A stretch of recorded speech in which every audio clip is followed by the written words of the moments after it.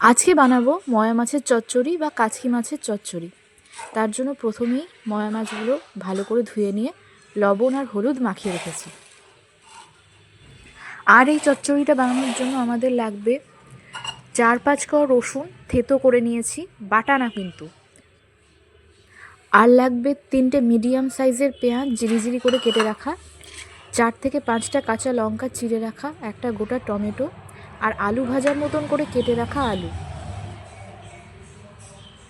তবে সত্যি বলতে কি টমেটো দেওয়ার আমার ইচ্ছা ছিল না, কিন্তু কি মনে হতে দিলাম।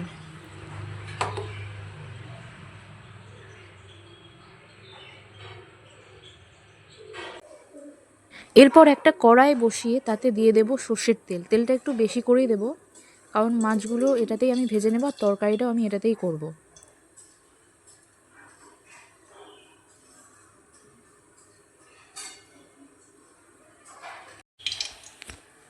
আচ্ছা, এই মাছ ভাজার জন্য কিন্তু তেলটা খুব সুন্দর করে গরম করতে হবে, না হলে কিন্তু তেলের সাথে লেগে যাবে আর উঠবে না।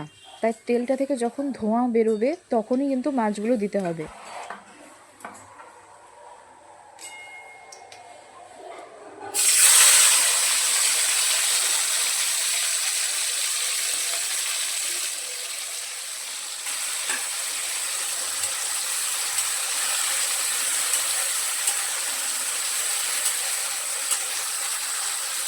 মাছগুলোকে খুব কড়া করে লাল করে ভেজে নেব।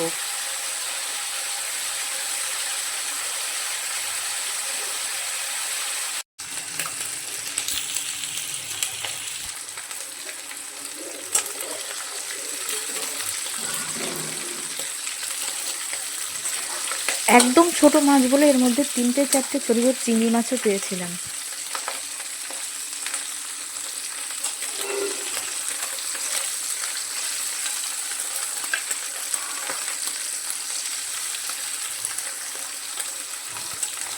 মাছগুলো ভাজা হয়ে গেলে কড়াই থেকে তুলে নিয়ে ওই তেলের মধ্যেই দিয়ে দেব শুকনো লঙ্কা আর সাদা জিরে।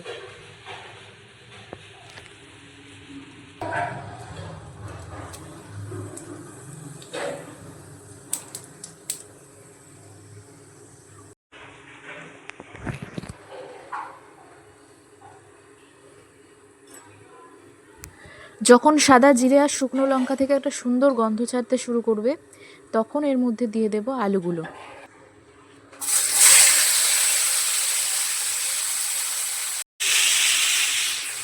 আলুটাকে সামান্য লবণ আর হলুদ দিয়ে ভেজে নেব।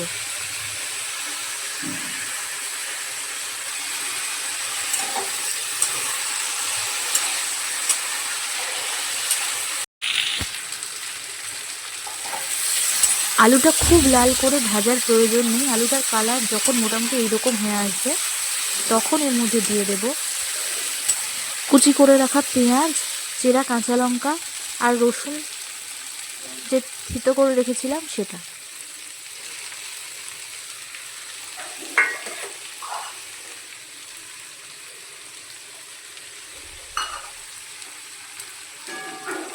ব্যাস, এবার রসুন পেঁয়াজের কাঁচা গন্ধ যাওয়া পর্যন্ত এগুলোকে ভেজে নেব ভালো করে।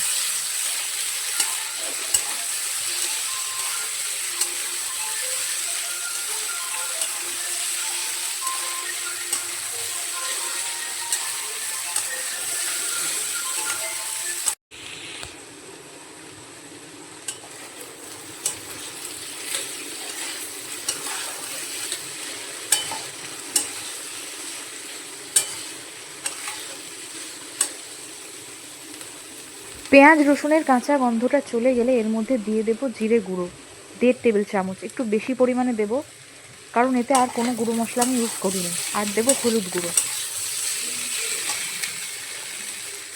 এরপর টমেটোটা দিয়ে টমেটোর কাঁচা গন্ধটা যাওয়া পর্যন্ত ভেজে নেব।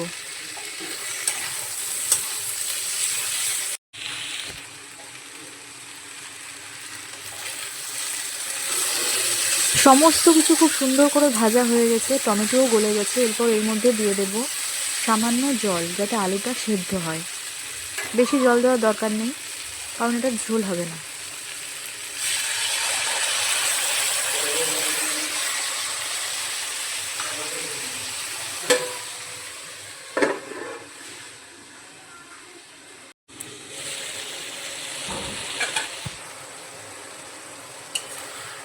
আলু সিদ্ধ হয়েছে কিনা দেখে নিয়ে এর মধ্যে দিয়ে দেব ভেজে রাখা মাছগুলো।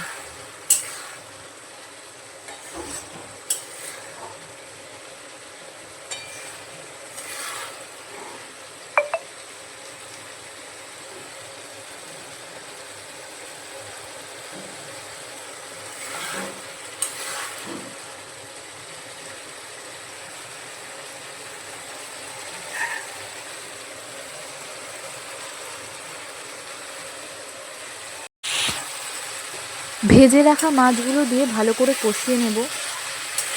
ভালো করে কষানো হয়ে গেলে অল্প করে জল দেব, তবে এবার আর ঢাকনা দেওয়ার প্রয়োজন নেই। মাছটা যাতে সিদ্ধ হয় তার জন্য জল দেওয়া।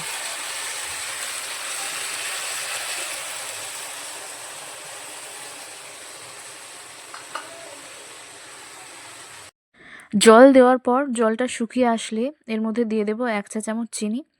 আর লবণটা একবার টেস্ট করে দেখে নিতে হবে, ঠিকঠাক থাকলে আর দেওয়ার দরকার নেই।